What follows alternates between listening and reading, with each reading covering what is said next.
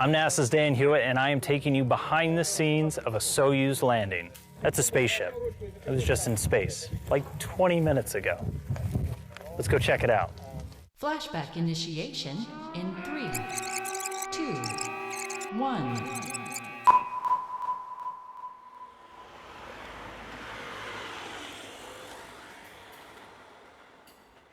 So we are at Ellington Field right now. It's about 6 a.m.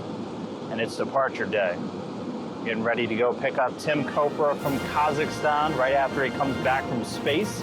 And in less than 24 hours, I'm going to be on the other side of the planet ready to pick up an astronaut in the middle of the desert. So pretty exciting. I'm going to bring you guys along for the ride. Let's go.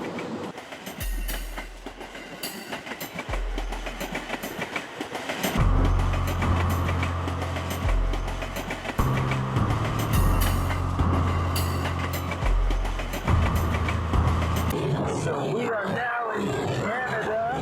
It's a little bit colder than it was in Houston. Sweater would have been a good idea. Luckily, I'm not the only one. Shannon's here freezing with me. So we'll be here for just a little bit. We're going to fuel back up, and then it's on to Norway.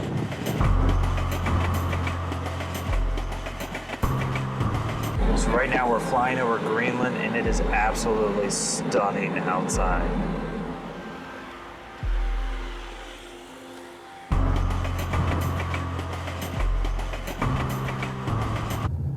It is currently 1:45 in the morning here in Norway. That looks like 4 in the afternoon to me, so it's kind of crazy for us right now. But we're almost to Kazakhstan.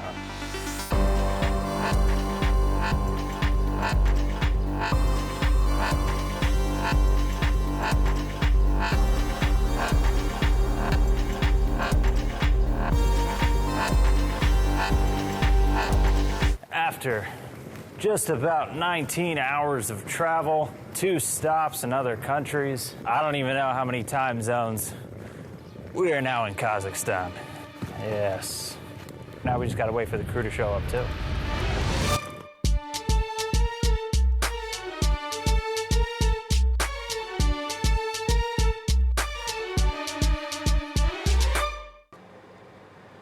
And this is where jet lag really starts to hit you.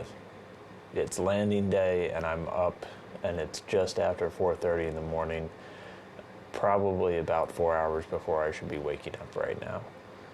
And I'm up way too early. So it's gonna be a bit of a long day, but it's gonna be really exciting. And in a couple hours, we're gonna head out to the airport, get on the helicopters, and go watch a spaceship come down. Oh, come on. Oh. Ready.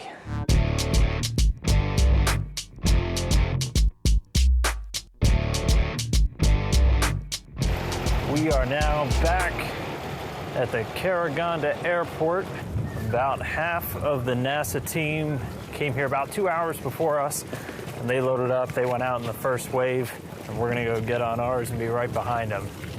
A couple of bare necessities that you have to have for every one of these trips. Water, earplugs, those things are loud. And lastly, the satellite phone. When I say we land in the middle of nowhere, we land in the middle of nowhere. No cell phones, no nothing. None of that works. Almost on.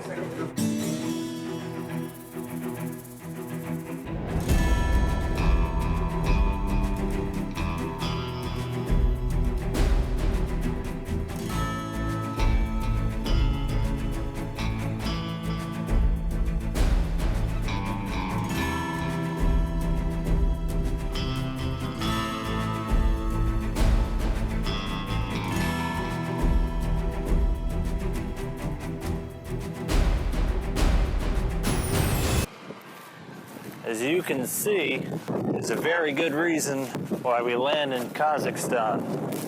Flat and empty for as far as the eye can see. Don't have to worry about hitting anything, landing in somebody's backyard, or anything fun like that.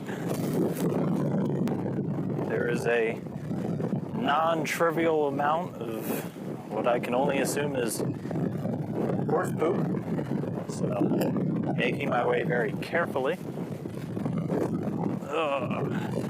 Yep, there's the big pile. All right. There is Soyuz.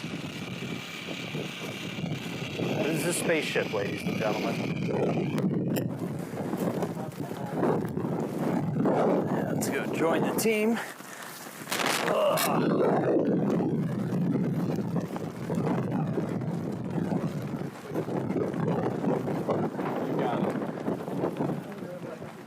There it is.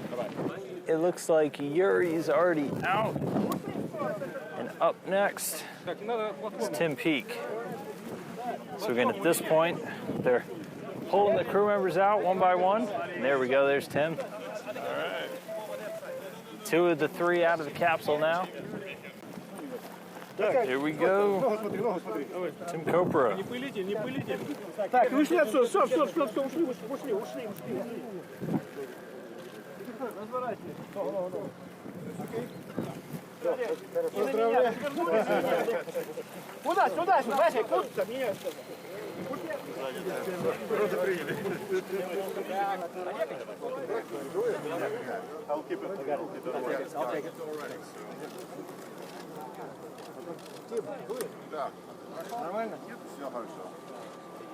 So they're gonna head off to the medical tent in just a little while, and basically they'll just get a chance to acclimate a little bit more, change out of their Sokol launch and entry suits into some more comfortable clothing, and then we'll be heading home soon enough. So always good talking to you, Rob, and that's gonna do it for me from here out in Kazakhstan.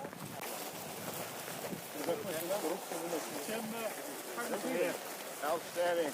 Ready to be back home. It smells great here. I'm NASA's Dan Hewitt, and this is behind the scenes at a Soyuz landing. That's a spaceship behind me. This thing was in space like 20 minutes ago. I'm going to touch it.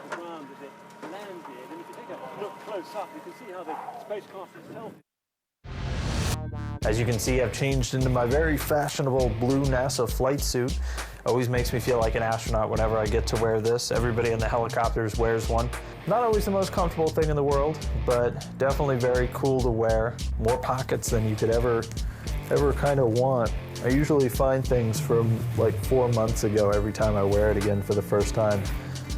Kind of like Christmas.